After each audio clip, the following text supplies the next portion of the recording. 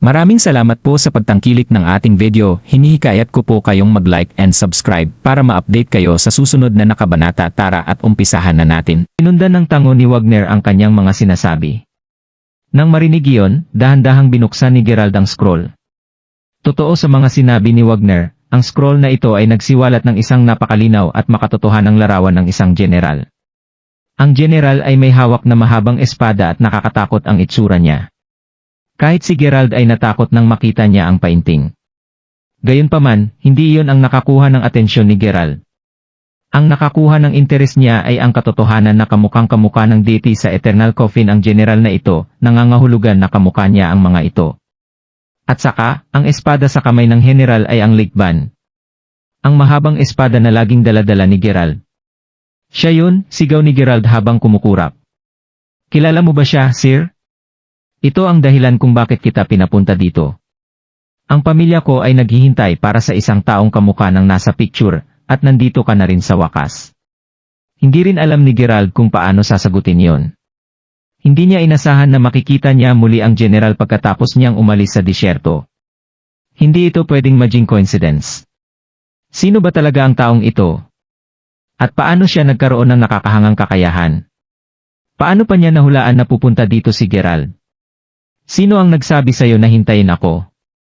Nasaan ang taong iyon? Tanong ni Gerald matapos itong pag-isipan. Kailangang maghintay ng ibang bagay sa ngayon.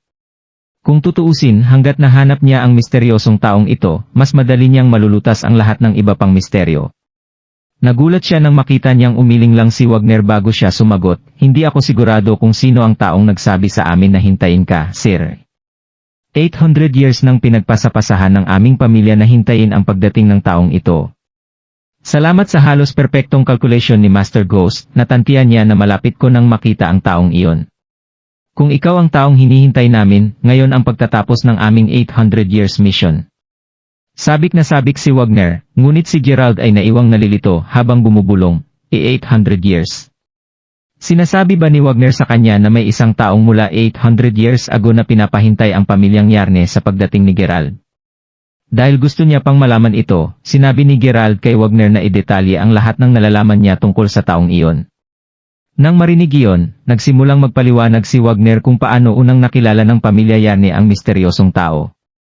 Gaya ng naunang sinabi ni Wagner, ang pamilyang Yarnes ay mga simpleng mangingisda lamang 800 years ago.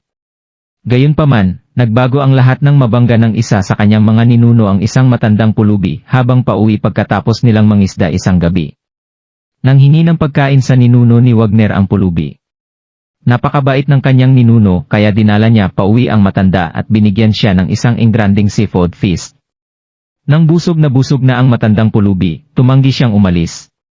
Sa halip, sinabi niya sa ninuno ni Wagner na mananatili siya dito hanggang sa gawin niyang isang mayaman at makapangyarihang pamilya ang pamilya ni Wagner. Tumawa ang buong pamilya ng kanyang ninuno nang marinig iyon at inisip na lang nila na siya ay lasing. Sa gulat nila, tumayo siya na may seryosong mukha bago niya sinabing, basta handa kayong tuparin ang isang pangako para sa akin, tutulungan ko kayong magkaroon ng mayamang buhay nang walang pag-aalala mula ngayon. Kasunod noon, naglabas siya ng malaking halaga ng ginto sa kanyang bulsa. Nataranta ang ninuno ni Wagner at agad na tinanong kung ano ang kahilingan ng pulubi. Dahil nakuha na ng pulubi ang kanilang atensyon, gumuhit ito ng larawan ng isang lugar. Pagkatapos niyang gawin ito, sinabihan niya ang pamilyang Yarnes na hintayin na lumitaw ang taong kamukha ng larawang iginuhit niya at kapag nangyari ito, ibibigay nila sa taong iyon ang isang kahon na gawa sa kahoy na ibinigay sa kanila ng matanda sa kanila. Tinupad ng matanda ang kanyang pangako, at hindi nagtagal ay tinulungan niya ang pamilyang Yarne na maging isang mayaman at makapangyarihang pamilya. Pagkatapos niyang gawin iyon, umalis na lamang ang matandang pulubi. Hindi inaasahan ng pamilyang Yarne na darating sa kanila ang ganitong pagkakataon. Sa loob lamang ng wala pang isang taon, ang kanilang pamilya ay nakakuha ng malaking halaga sa Halimark City, nagpatayo sila ng ilang mga ari-arian na nananatili pa rin hanggang ngayon. Sa totoo lang, sinabi sa akin ng tatay ko ang lahat ng ito bago siya mamatay. Wala akong masyadong pakialam noon dahil inakala kong kalokohan lang ang lahat. Kung tutusin, ito ay isang kwento 8 years ago. Isipin mo ang gulat ko nung nakasalubong kita ngayon, paliwanag ni Wagner. Nagulat rin si Gerald matapos marinig ang buong kwento ni Wagner. Isang matandang pulubi. Nabanggi na naman matandang pulubi na iyon. Pwede bang maging coincidence lang ang lahat ng ito? Minsan na siyang nagpakita sa North Desert. Pagkatapos ay lumitaw ulit siya dito. Base sa calculation ko, halos ilang libong taon ang pagitan ng kanyang dalawang appearance. Hindi kaya ganoon rin ang kakayahan ng kanyang nga descendant?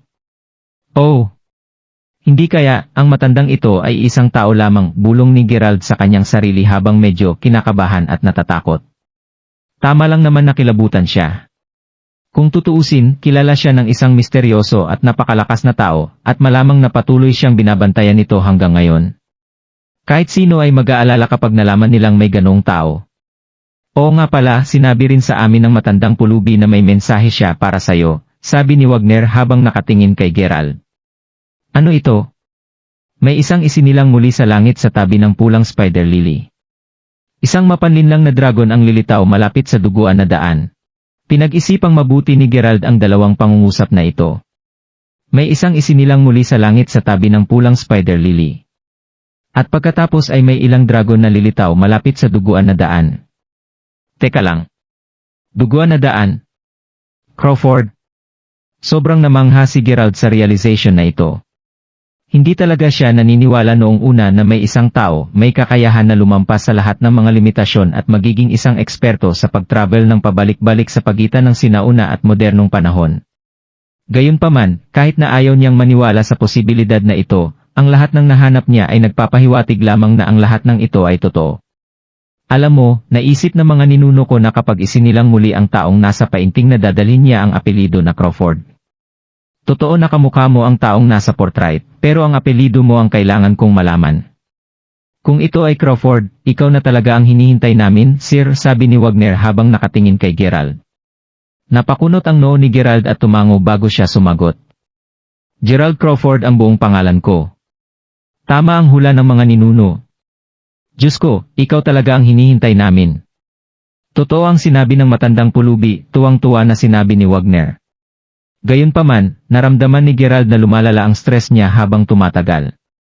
Kung bibigyan man ni Gerald ng visualization kung ano ang kanyang kasalukuyang nararamdaman niya na may isang pares ng malalaki at hindi nakikitang mga kamay na kumokontrol sa bawat galaw niya. Tulad ng mga pawn sa isang chessboard, sinumang kapuspalad na makukuha ng mga kamay ay kailangang pumunta kung saan sila dadalhin ng malaking mga kamay. Nagdulot ng stress at takot sa puso niya habang iniisip niya ang lahat ng ito. Sino ba talaga ang taong ito? Naramdaman niya na kinilabutan siya, kaya mabilis na tinanggal ni Gerald ang pag-iisip na ito. Ipinakita ni Wagner ang isang sikretong maliit na kwarto kay Gerald at may inilabas siya na isang wooden box bago niya ito iniabot kay Gerald. Umubo siya bago niya sinabi, ito ang box na pinapabigay sa amin ng matandang pulubi para sayo. Pupunta muna ako sa isang gilid para makita mo ng mabuti ang nilalaman nito. Hindi na kailangan. Wala naman akong dapat ikahiya. Kung tutuusin, walang sinuman sa mundong ito ang may kaya na magtago ng anumang lihim sa kanya. Haha, sagot ni Gerald kasunod ang pilit na tawa. Pagkabukas nito, agad na lumabas ang kakaibang halimuyak. Habang kumakalat ang amoy sa paligid ng kwarto, tiningnan ni Gerald ang isang golden amulet na mukhang 1 pulgada ang taas sa loob ng kahon, medyo kahawig ito ng buntot ng goldfish. Sa tabi nito, makikita ang isang uri ng itim na pil na nasa anyo ng isang pellet. Ang bango, gulat na sumigaw si Wagner. Makikita na malalim ang iniisip ni Gerald nang nilapit niya pellet sa kanyang ilong at inamoy niya ito, ngunit nanatili siyang tahimik pagkatapos nito. Pwede pa bang kainin ang pellet na yan kahit na matagal na itong nasa loob ng kahon, sir? Tanong ni Wagner. Matagal na itong hindi pwedeng kainin. Ito ay isang oxyblood pellet at karaniwan itong ginagamit para matulungan ang isang tao na mabilis na maibalik ang kanilang lakas at stamina. Kung ang isang tao ay may nakaharap na malaking panganib, malaki ang sansa na makahanap sila ng paraan para makatakas mula dito. Mabilis na naging pamilyar si Gerald sa pellet nang maalala niya ang kakaibang alaala na ipinagkaloob sa kanya ng Jedi Pendant. Wow! Parang napakatalino mo sa maraming bagay, Sir, puri ni Wagner. Dahil sa kondisyon nito, may mga kinakailangang mga ingredients para pinuhin ang pellet para pwede na itong kainin muli. Speaking of which, nung una akong pumasok sa bahay nyo, naamoy ko na parang marami kayong mga medicines dito. Naamoy ko ito sa buong bahay. Anong uri ng negosyo ang kasalukuyang pinapatakbo ng pamilyang Yarne? Tanong ni Gerald. Well, nasa medicinal business ang pamilya ko. Marami kaming marine medicine products, sagot ni Wagner. Okay. Meron ba kayong herb na kilala sa pangalang white rice? Ito ang pangunahing ingredient na kailangan para pinuhin ang ganitong uri ng oxyblood pellet. White rice. Ngayon ko lang narinig ang gamot na iyan, sagot ni Wagner habang pilit siyang nakangiti. I see. Mukhang hindi ko ito makukuha sa'yo, sabi ni Gerald habang mahinahong umiling. Dahil binigyan siya ng misteryosong lalaki ng isang oxyblood pellet, sigurado si Gerald na alam ng lalaki na ang mga naturang pellets ay karaniwang may shelf life na tatagal lamang ng halos 1 buwan. Balak ba ng tao na iyon na si Gerald mismo ang magpipino ng pellet para gamitin niya ito para iligtas ang kanyang sarili kung kinakailangan? Well, hindi naman. Ako lang ang boss kaya hindi ako masyadong pamilyar sa medicinal herbs.